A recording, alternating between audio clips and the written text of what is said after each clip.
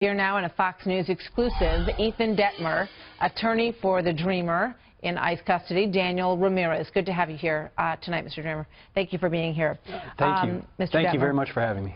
So your understanding, according to, you just saw the statement that came in from ICE, and they say that he admitted being a gang member while in custody, and that also when they looked into his social media and his computer, it was clear that he had a connection in a number of ways to a criminal gang.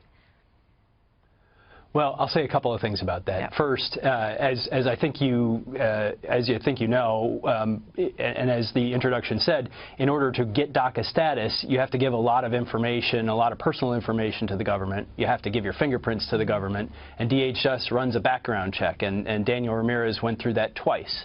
And both times the government found, DHS found after all that work, that he was not a threat to the public safety, that he was not a threat to national security, and the most recent such review was just less than a year ago, and nothing's changed since then. So they've looked at this twice already. The second thing I'll say is we talked to the government just yesterday and asked them what evidence they had of his gang membership, and the government told us they didn't know what information they had. So all of this seems to be coming out now. We do look forward to seeing what they tell us tomorrow morning. We're supposed to get an explanation from them of why they're keeping him. Yeah. And we'll respond to it as soon as we see what they have to say. Yeah, this statement was on background from a federal official in the department saying that he had admitted it. So as you point out, I mean, you know, it needs to be determined what the actual case is. It's interesting that when they went into the house, they took the father, who they were originally there for, who was a felon who had been deported and returned, which is clearly under the category of this executive order. Now, the executive order says they want to remove repeat criminals, people who come back into the country, deported to come back in, and also members of gangs. That's in the group that is included in this order. They didn't take his brother. So, you know, it's possible that they didn't take his brother because they didn't find the same information, or he didn't admit to being in a gang, and perhaps your client did. Well, I'll tell you this. First of all, from all the reports we've had, none of those questions were asked at the time of the arrest. What we understand happened at the time of the arrest was Daniel and his brother were at this apartment. They just happened to be there. There was no warrant for either of them.